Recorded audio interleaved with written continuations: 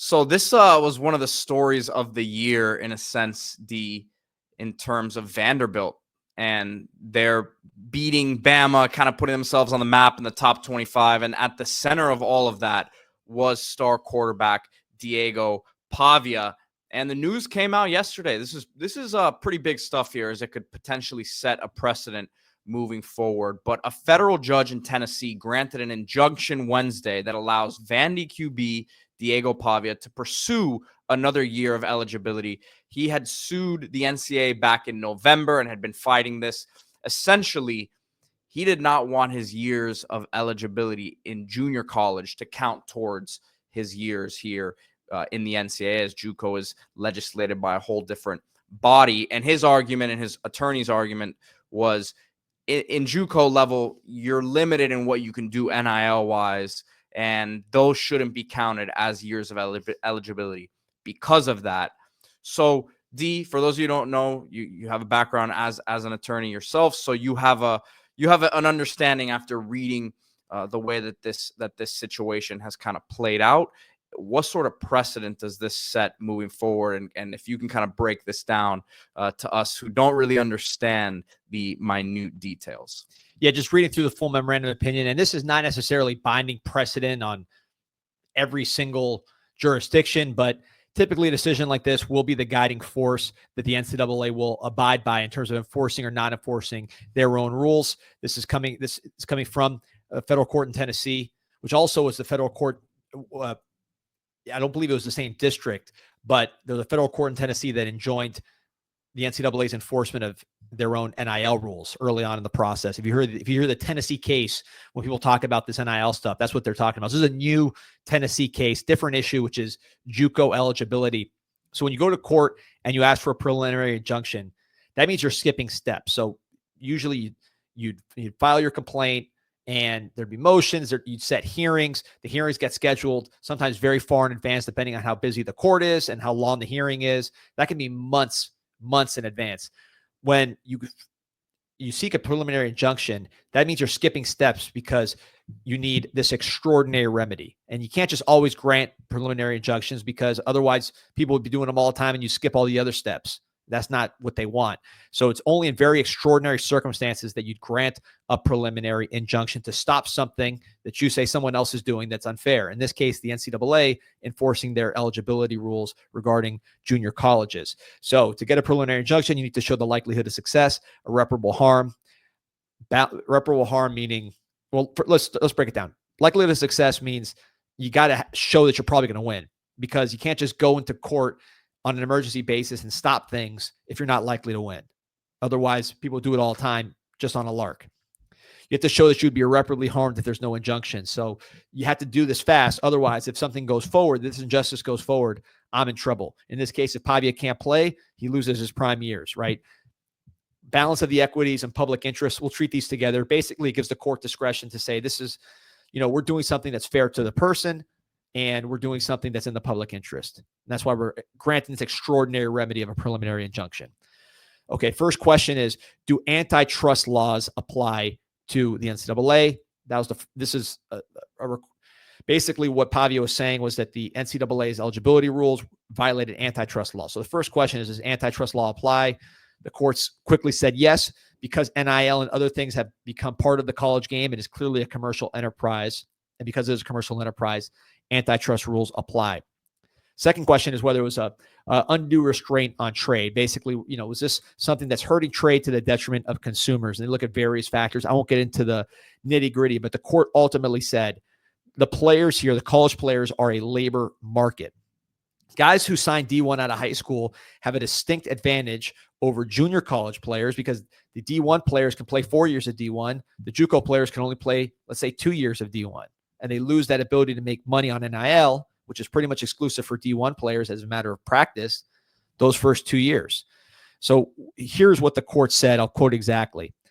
In summary, the eligibility bylaws induce potential football players to attend NCAA institutions rather than non-NCAA institutions like junior colleges, which are outside the NCAA, even when non-NCAA institutions such as junior colleges might be in their best interest. Therefore, the rule harms student athletes when they are making decisions on whether to attend a junior college or an NCAA institution. In other words, if you're an athlete and you might want to go to junior college because it betters your career. Josh Allen and Aaron Rodgers are guys that went junior college, not even because they liked the grades, just because they wanted to play and they wanted to get their stock up. This opinion is saying guys like that are hurt because they only get 2 years to make money in college as opposed to 4. Of course, there was no NIL for those guys, but if there was, they wouldn't be able to get NIL money for the 4 years. Some of the arguments NCAA made is basically this distorts the natural graduation timeline because guys can go to JUCO and then go to 4 years of D1. Kids might come into college older, all that. And what the court said is, look, you already have prep school. 1 year of prep school doesn't affect your NCAA eligibility. So that already exists. Mormons come in late and other people like that, maybe Army people working in the armed services, they can come into college late and they're older. You allow that.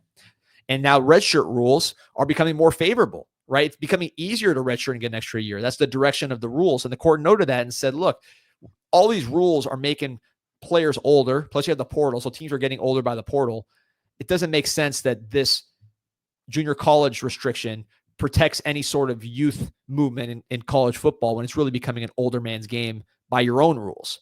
So that's ultimately what happened. The court said the bylaws cannot be enforced to Diego Pavia. He can play the junior college years, which is only 1 in his case, I believe, don't count against his eligibility. And he'll be able to play for Vanderbilt next year. I think other junior college players will be able to point to this ruling and say, NCAA, you cannot enforce your bylaws against me and make me ineligible. So huge news for all the junior college players. And it now presents an option for junior college players to go improve their game, get stronger, get better film, and then go apply for D1, have 4 years as opposed to losing the years. They're not really giving up their eligibility by going to JUCO and developing that way. So great news for junior colleges and great news for junior college players. And we'll see where this goes. And this is folded into a larger discussion of the rules. But right now, I think that if you're a junior college player, you can plan on playing more years than just the 2. Yeah, Ian Coleman here asked, D-Money, can we keep Markel Bell for 3 years now with the JUCO rule?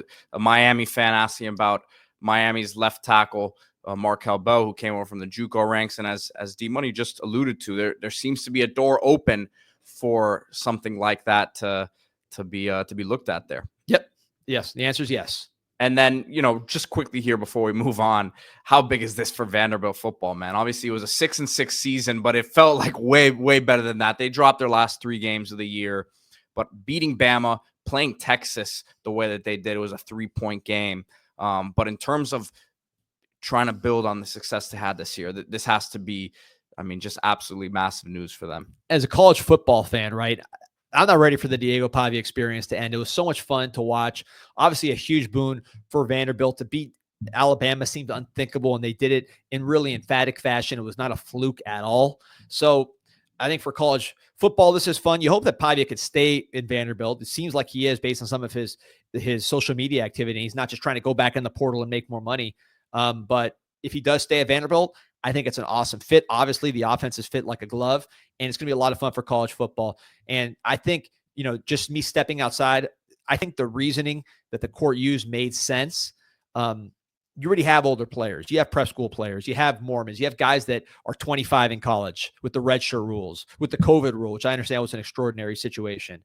So letting these JUCO guys get their grades right, get their body right, and then go to college, it's just creating more opportunities for players. It's going to help junior colleges. It's going to help the colleges who now have a wider pool of players to choose from. And if you're a student athlete that needs time, it could help you as well to get your grades right, to get your body right, whatever. Now you come in the same terms as a freshman. I think it's a great thing, and it encourages people to go to community colleges and get right without just trying to latch on to it. Let's say someone maybe says, junior college, that's not going to help me. It's going to take my eligibility anyways. And then they go try to make it in D1. And it's not the right fit. And then they stop playing football and they're out and their lives are different. This gives people a chance to be their best selves and to improve themselves and have continued opportunities. I'm in favor of this decision.